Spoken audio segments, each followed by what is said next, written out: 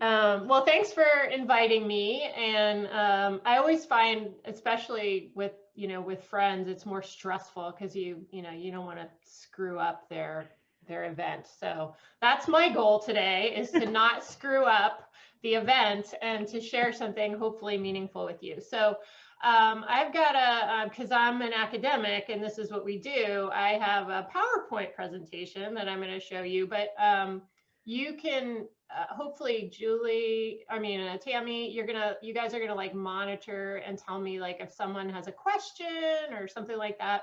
Feel free to stop me at any time and ask me a question if you have a question, and if you don't, that's okay too. So we're gonna try to work the technology here, and hopefully.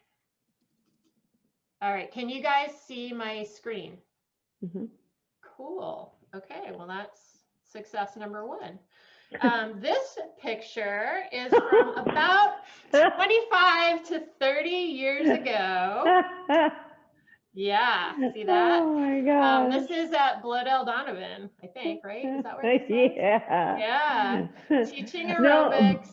maybe No? Boulevard Park. Boulevard, you're right. Boulevard Park. Boulevard Park. Oh my gosh, Andrea is there. Oh my God, Andrea is there. Yeah. Wow. Yeah, so this is a long, long time ago. I was I don't know if I was an undergrad or a graduate student at this point, but there we go. Am I wearing overalls? No, you're wearing like a blue tank top and blue shorts.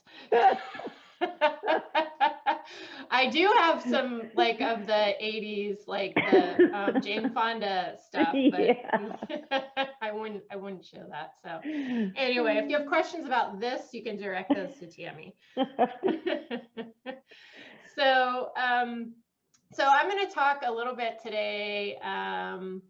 Really, I know that some of you have a lot of questions about medications and some about supplements. And I can talk a little bit about that sort of as I go. And there was, I think, 2 questions that came to me specifically that I can try to address at the end. But for better or for worse, to your joy or disappointment, my area of expertise is really shockingly around physical activity and skeletal health, and the important role that physical activity has in reducing bone loss, increasing bone mass and strength, preventing fractures, and improving function, probably most importantly. So there's been a lot of research about physical activity and bone, though it kind of peaked when I was in grad school, to be honest. Basically, we learned that physical activity is immensely important to building bone, maintaining bone, and reducing the loss of bone across the lifespan. So those are some of the things I'm going to talk about, and I'm going to try to, because I'll show you some cool images to, I hope they're cool. I hope you think they're cool. That will explain actually how physical activity is changing your skeleton for the better, or protecting your skeleton is probably a better way of stating that. So let's see here. Oops. Next slide. All right. So how does physical activity do this? How is this magical pill, honestly, that is physical activity?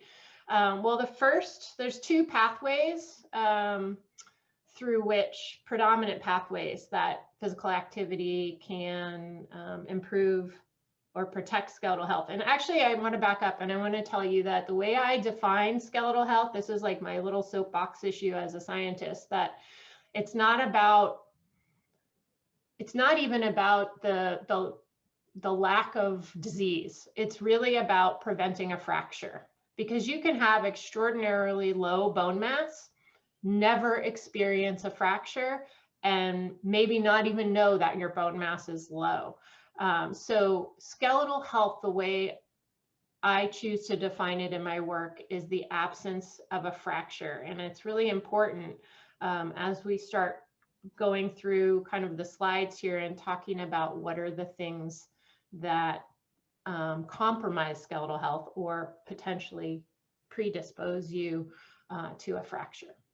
All right, so with that frame of skeletal health, the first way that physical activity, and probably the most important way, is to reduce your risk for falls. So it's possible to reduce fall risk through increasing muscle tone and strength and improving mobility and balance. And these are all things that I know with Mary and Tammy, you guys are doing, and you're doing them through best practice approaches. So keep doing that. That's the first pathway. And then the second way that physical activity can effectively reduce fracture risk is by directly influencing your skeleton. So in order to think about how being physically active directly influences your bone, let's think about how the skeleton can become vulnerable and susceptible to fracture. So when I say that, most people immediately start to think about aging, bone loss, and osteoporosis. And that is true. Those processes do make your skeleton more vulnerable.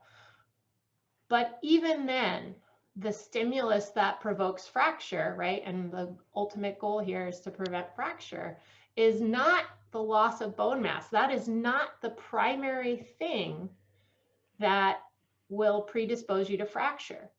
The stimulus that provokes fracture is a force applied to the skeleton that is greater than the capacity of the skeleton to withstand. So if we think about a fall as a force that's being applied to the skeleton, so imagine yourself walking along, you are on cement, you accidentally trip on a curb, you're not able to get your hands out, and you land directly on your hip. Yowza. That's a hard force. And in many cases, that force, the force of that fall is greater than the capacity of the skeleton to withstand it, and it results in a fracture. So we want to try to build up that skeleton so that if a force occurs, it's going to be more prepared to withstand the fracture. So the two things are avoid the fall, right? And then do what we can to, if it should occur, it occurs either in a way that is less traumatic, so we're able to like twist around to get a hand out, or our bones are a bit stronger so they can better withstand it. All right. So this is the magic pill that is physical activity. Improves muscle strength and tone, improves balance and mobility, potentially increases bone mass, or depending upon where we are in life, reduces bone loss, and improves bone strength. All right, so this is my obligatory every talk I give about bones. I have a graph in here that looks something like this. So let me orient you to this graph. So if you look along the bottom, what you see is age, right? Starting with 0, going all the way to 100. And then on the vertical axis, so up and down, you see 0 to 1500, and that's just one way that we measure bone mass, so in grams. So the important takeaway here is that as you go up the vertical axis, that's higher bone mass. As you go to the far right, that's higher in age. So now let's look at this curve. So that the important thing that I want to communicate here is that the sensitivity and capacity of the skeleton to adapt in response to physical activity differs across the lifespan. Shocking. So the way that we develop physical activity programs and the way that we participate in those programs or in our own exercise should also vary across the lifespan, right? We're not going to do the same thing that we did when we were 8 when we're 88, but we still need to do something. So the data and the research show that physical activity has the greatest potential to influence skeletal health in early life. So having said that, I don't want you to immediately think like, oh, bummer, you know, I'm definitely not 10 years old. This is just where we have really high potential to change our skeleton. So, and in fact, sometimes this area, so this point in time, so you can see how these curves, both the blue curve for men and this pink curve for women, apologies for the very stereotypical colors there, are very steep. Okay, and so what that is showing is that early in life, our bones are accumulating a whole lot of bone mineral density, right? Because we're growing, they're getting bigger and they're getting more dense. And during this time, in order to get bigger and become more dense, there's a whole lot of stuff, let's just say physiologic activity that's happening to promote that. So there's this environment in our bodies when we're young that is like very highly welcoming of things that are going to make our bones stronger. So if we're doing physical activity during this time, it really has this great potential to amplify or kind of optimize our own genetic potential to achieve peak bone mass. And peak bone mass occurs between the ages of usually right around 30, 35 years of age. And that peak bone mass is the maximum amount of bone mass that we will have in our lifetime. And everybody is a little bit different. There are some things that are pretty standard. Men have higher bone mass than women. And then, of course, depending upon our diet, our activity, and our genetics, our disease profiles, those things will vary with individuals. So during middle age, it is still possible to build bone mass and strength, but in smaller increments and with greater effort. And we start seeing a loss of bone mass around this time. So around age 40, we lose maybe 0.5. This is on average, okay? There's people at either end of the average spectrum. So on average, about 0.5% to 1% per year through perimenopause, and then about 1 to 2% per year from menopause for about for some people, you know, the average length of time of that whole period is like 14 years, honestly. And then around age 65, it tapers off again. And again, this is sort of,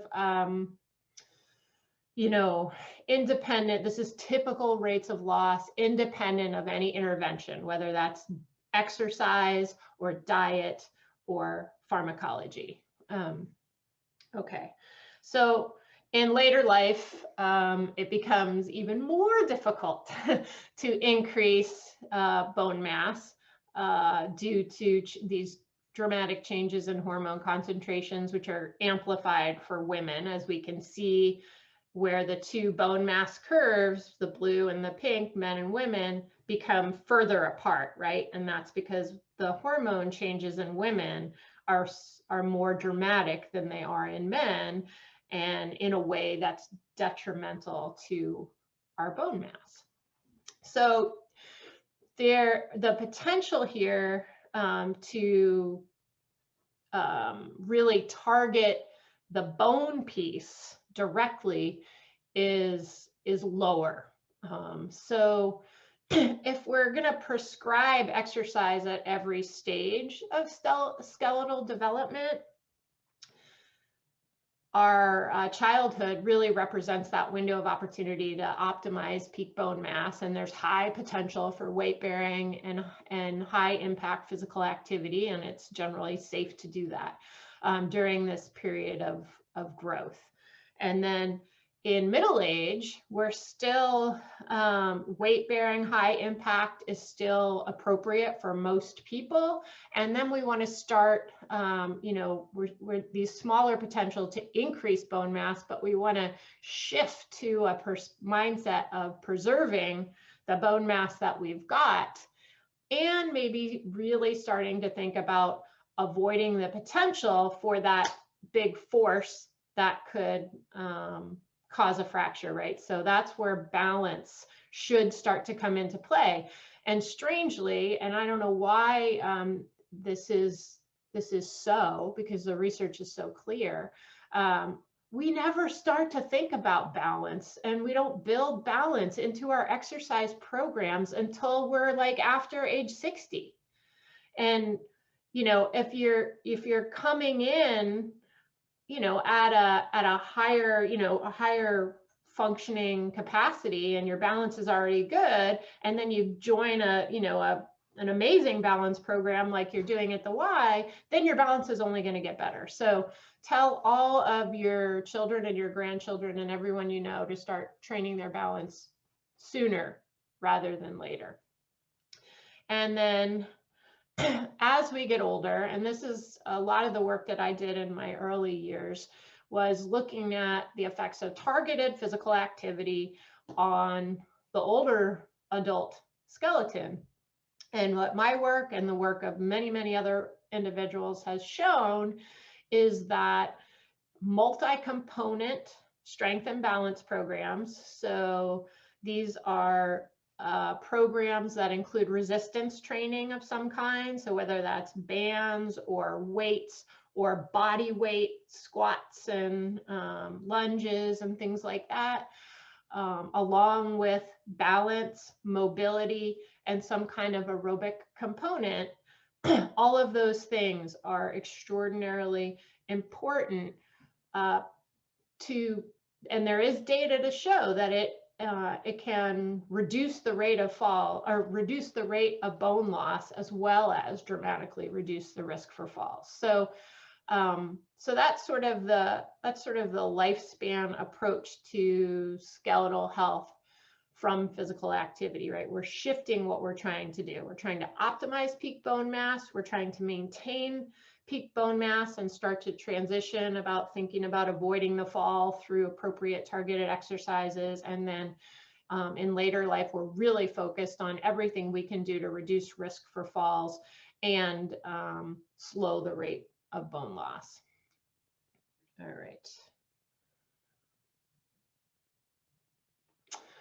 All right, so now I'm going to show you, if you're like Tammy, let me know if you see people's eyes rolling back in their heads or something, and they really are not interested, then we can move on. But I think that the next two slides, or next two slides or so, really demonstrate, this is sort of the sexy stuff. This is how physical activity directly influences bone. And I think personally, I benefit from a visual representation of how that happens. So that's my purpose in showing you this theoretical model here. So let's orient to what are we looking at here? So we're looking at 3 cylinders essentially, and these cylinders are representing your bones from, on the left side of the screen, growth and development, and then all the way through as we begin the aging process. So the point here where you see the word aging forward, that's probably, let's consider that around the time of menopause. Okay, so this is a picture of your bones from growth through menopause all the way into older age. So So we talked about the fact that increasing bone mass at a high rate can happen during early childhood, but what we didn't talk about is how is that bone actually placed onto the skeleton? Where does it go? And that's actually really, really important. So as bone mass increases, it has to be laid down somewhere. So where is it laid down?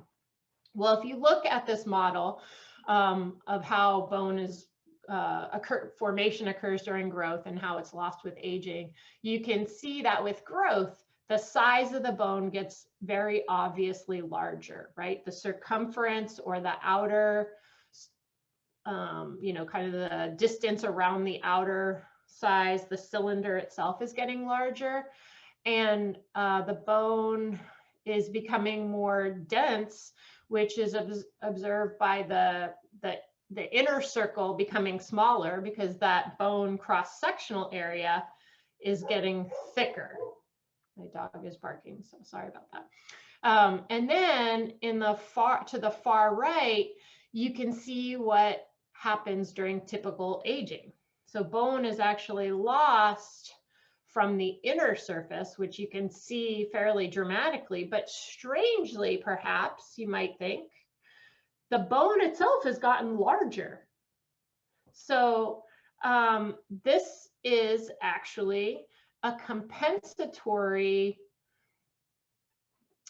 action that occurs in our skeleton to offset the loss of bone that's obviously occurring, right? You can see this dramatic loss of bone mass from the inside. We call that the endosteum. But you also see this darker color, this compensatory, though small, increase in periosteal, that's the outer edge of the bone formation. So this increase is actually preserving the strength of our bones. So a couple of takeaways from this slide. The greatest contribution to fracture resistance is gained when we add new bone to the outside of the skeleton as opposed to the inside portion of the bone. And this is because it resists bending and breaking much better when that bone mass is further away from the center of the bone, which if you look at this dotted line, that's what that depicts. So at this point, I may be losing you. So I'm going to show you something else. That's usually what happens with all my students. So I've learned when I need to switch it up. So here's 3 more. It may not be helping, but you can ask me questions later. So here's 3 more bones, right? Represented by these cylinders. And I think it probably looks obvious that the one on the far left has the most bone mass compared to the one on the far right. And this table here shows you that that is true. This is bone mineral density, and this is grams per centimeter squared. All that means is the bigger the number, the more bone mass. Okay, so the bone on the far left has the most bone mass. The bone on the far right has the least bone mass. But mass is just a part of it, right? What really helps us to prevent a break is the strength of our bones. And this measure is a measure of bone strength. And now, we've got this bone on the left that's got considerably more mass than the bone on the far right, yet they all have the same bone strength. Now, is everybody with me so far? Seeing some head nods? Okay, good. So now, aha, I just need my little graphics. Let's go back to this image. So while the bone on the far so this shows us that bone strength is not only dependent on how much mass there is, but how that mass is distributed. And the further away it's distributed, the more benefit that adds to our bone strength. So now hopefully you can see that this periosteal bone formation with age is exponentially increasing strength to compensate in part for age-associated bone mass lost from that inner surface. Now, perhaps most important is let's look at what happens. Where is bone mass laid down on the skeleton in response to targeted physical activity? On the outside of the bone. So this is really important because when we go to get a bone scan, right, most of us of a certain age are going to start to see declines in our bone mass. But if you are physically active and you are doing the right kinds of physical activity, there's two benefits you're experiencing. One is you are likely reducing, potentially you're increasing bone mass, especially if you're younger, but you're very likely reducing the rate of bone loss. And it's possible that you may be amplifying this bone, this compensatory process of adding bone to the outside of that periosteal surface. Now, the disappointment here is that when you go to get your DEXA scan, all they tell you is how much bone there is. They don't tell you where it is, okay? So this is where trust comes in. This is this is where like science is like a religion. You kind of have to trust what the scientists say. So that's got to be an individual thing. But if you trust that your exercise leaders are providing you with opportunities to do the right kind of physical activity, and you are doing your part in faithfully carrying out those bone loading physical activities, even though your DEXA scan may be showing, either a preservation or reduced or a rate of, some kind of loss, it's possible that you could be improving or preserving bone strength in ways that are not apparent on the DEXA scan.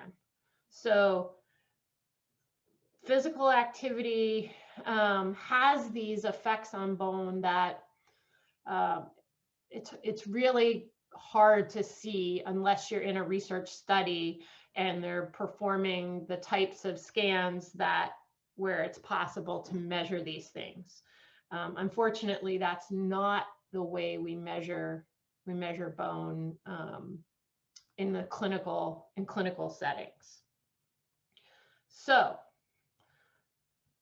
let's see if I can move on to my next, obviously. There we go. Okay, so this is sort of my favorite moment.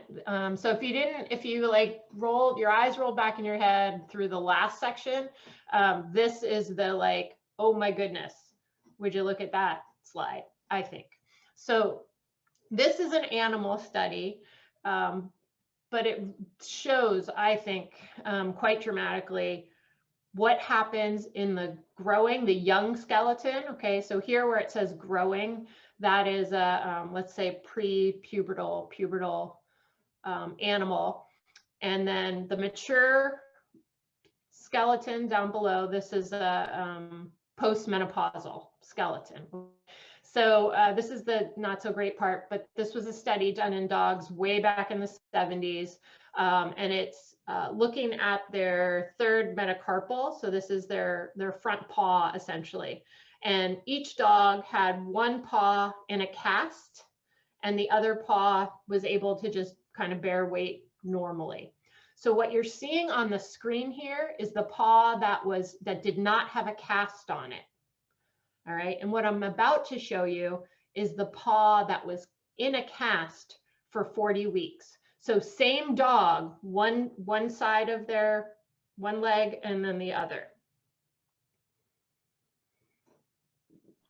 This shows you the power of physical activity. Wow. So yeah, it's dramatic.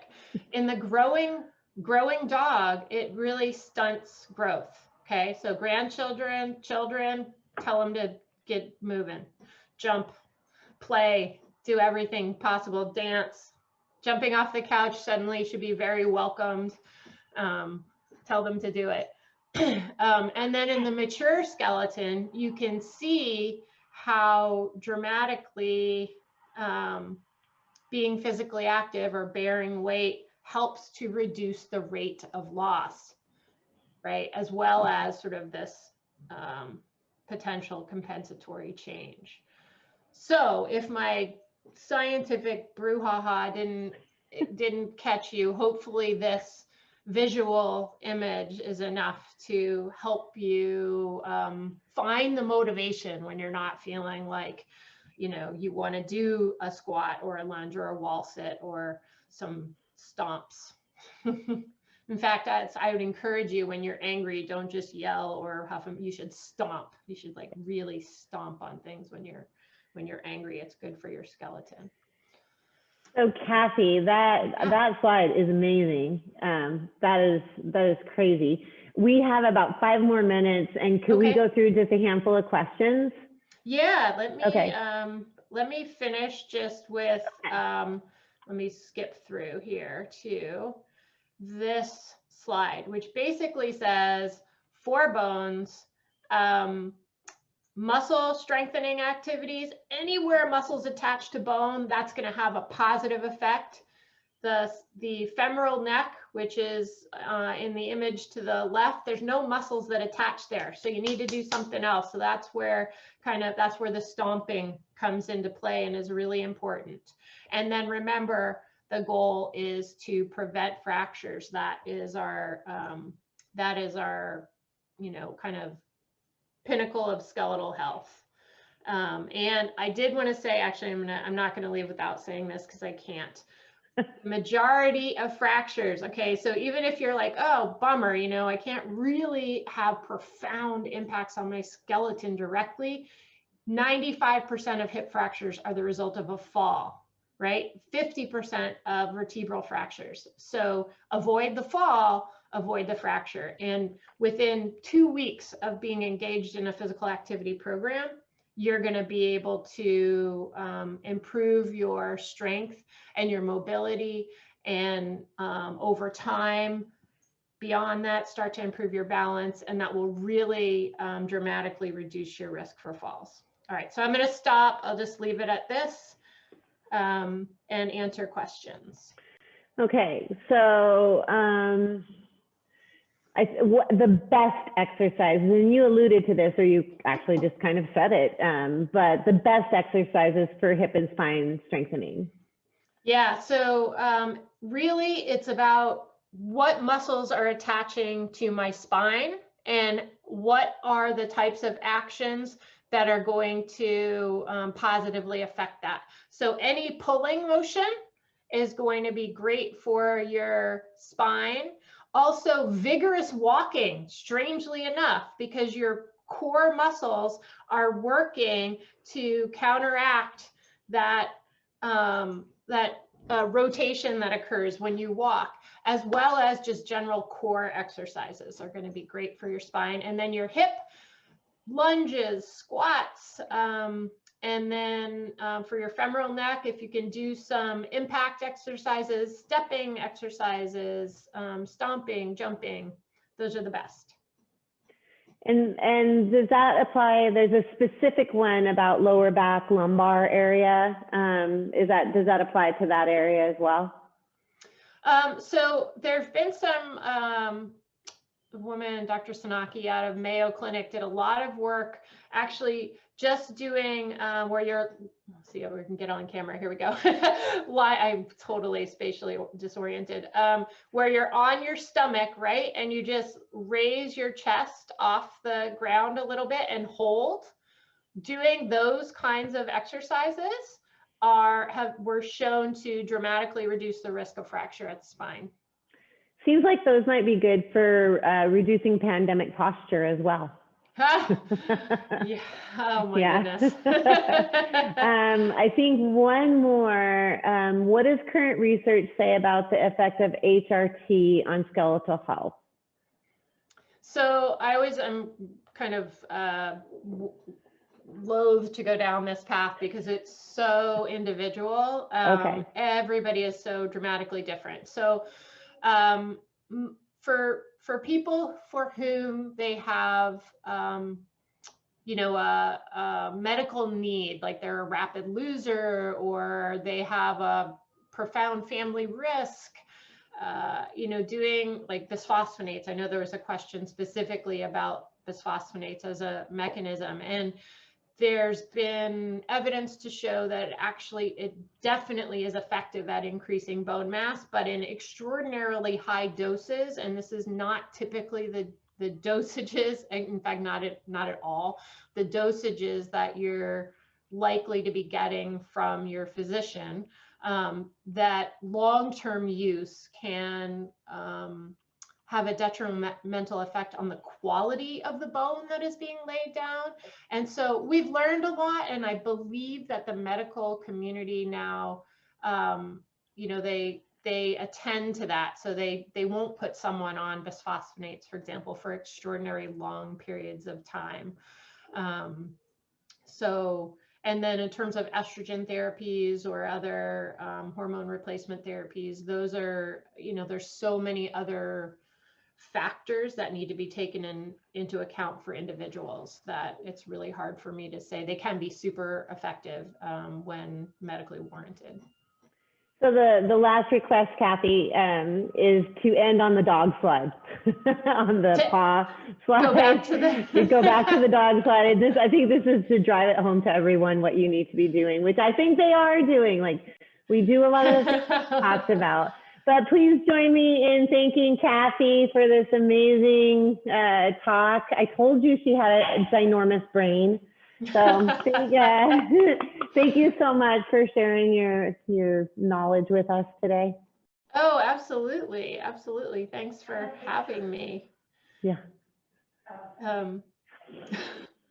Mary said, thanks for showing the old aerobics pictures. Oh, yeah. Yeah.